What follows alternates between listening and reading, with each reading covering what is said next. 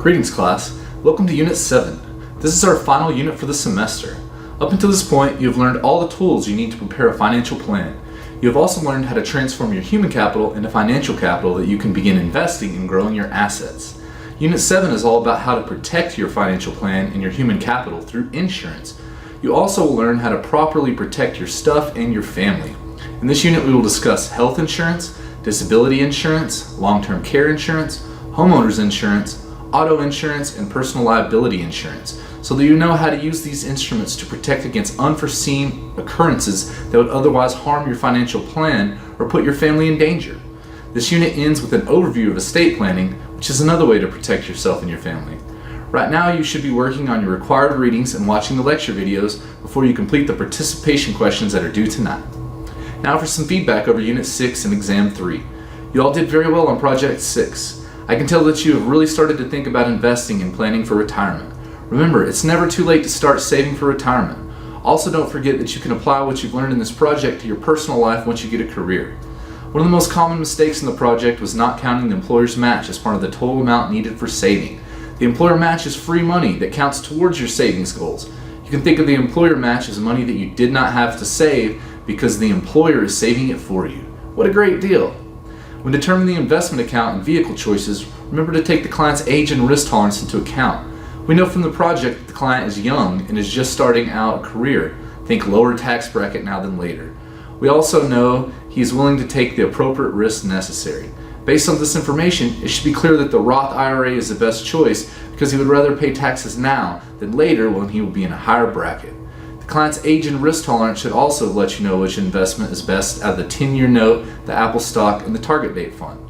The 10-year Treasury note is most likely too conservative for someone so young. Apple stock is unnecessarily risky. It's never wise to have only one stock in a portfolio.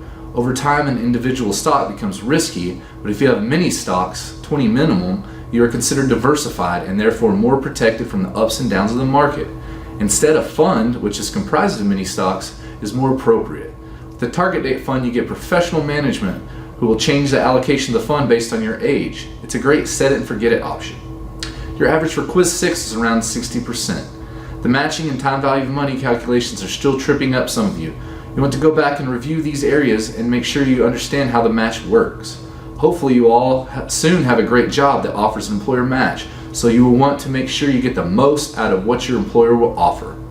Remember that a person should begin investing after they have started an emergency fund and properly protected themselves with insurance. Paying off all debt isn't necessary. You want to pay off bad debt, such as credit card debt and debt with high interest rates before investing. However, there is such a thing as good debt, like mortgage or student loans. You would not need to pay off this debt completely before investing. You can also still invest if you do not have a job, if you're retired or in between jobs. Lastly, I want to point out that investing in a fund is the best way to achieve diversification. Investing in several stocks on your own can be difficult, expensive, and time-consuming. You all did well on Exam 3. The average was around a 72, which is in line with the other classes and what I would expect. You all struggled with understanding the stages of production. Remember that you enhance your human capital in the pre-production stage, sometimes called the dependency stage. Also remember that you want to establish career goals in line with life goals and not the other way around. Next, you struggle with the difference between defined contribution and defined benefit plans. Make sure you understand these differences between the two before going forward. Lastly, make sure you understand that investments at the bottom of the pyramid lose out to inflation or purchasing power. This means that your money will lose its value over time. Investments that are relatively safe lose out to inflation because they do not earn enough to replace the value that is lost to inflation. Don't forget that Unit 7 is the last unit in this class. This means there are only 60 points available in this unit and 145 on the final, which only covers Unit 7. It's a great time to continue ensuring your grade with extra credit, so make sure to check out the extra credit assignments that are open, especially the end of course survey that is worth 30 bonus points.